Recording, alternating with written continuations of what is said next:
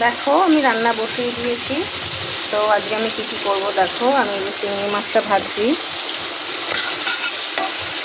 চিংড়ি মাছ দিয়ে আজকে করবো ওদের ডাটা। ওদের ডাটা আমি একটু নুন দিয়ে ভাপিয়ে নেবো, সামান্য, ভাপানো লাগে না, কিন্তু আমার যেন মনে হয় একটু ভাপিয়ে নিলে শাক পাতা মানে এই ওল জাতীয় জিনিস একটু ভালো হয়, তো একটু ভাপিয়ে নিচ্ছি। আর করবো ইলিশ মাছ।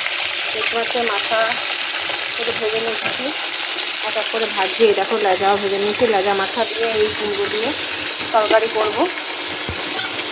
এখন এই বর্ষার সময় তো বাজারে ইলিশ মাছের প্রচুর পরিমাণে পাওয়া যাচ্ছে, তাই রোজই বলতে গেলে ইলিশ হচ্ছে ব্যাপার।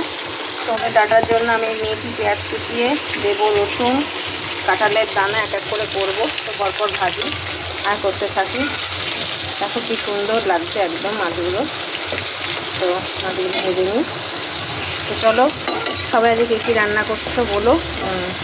আর আজকে ইলিশ মাছ দিয়ে প্রতিদিনই ভাপা খাওয়া হয়, তো আজকে ভাবছি পাতলা ঝোল করবো কালো জিরে বাটা দিয়ে। তো সেটা বলা হয় ইলিশ তেলে ঝালে, তো ইলিশ তেলে ঝালে করবো, তো তোমরা দেখতে থাকো সবাই।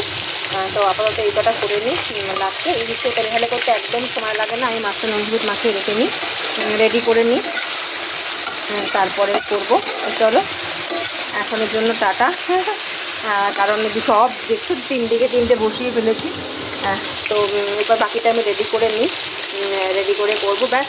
আর কি ইলিশ হলে আর কিছুই চাই না, তো এটাই হয়ে যাবে। সাথে আবার এই চিংড়ি মাছ দিয়ে ডাটা দিয়ে করবো, তো হয়ে যাবে। তো এই আর কি। তোমরা সবাই কেমন আছো?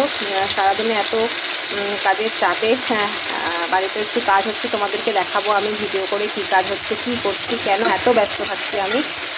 তো বলতে পারো আমার অনেক দিনের একটা শখ এবং স্বপ্ন আমি আস্তে আস্তে পূরণ করার চেষ্টা করছি তোমাদের প্রত্যেকের ভালোবাসায়। তো তোমরা এইভাবেই আমাকে ভালোবাসা দিও, প্রত্যেকের আশীর্বাদ আর ভালোবাসা আমি চাই। তো প্রত্যেককে অনেক অনেক ধন্যবাদ, এভাবেই পাশে থেকো। তো চলো, এখনের জন্য টাটা।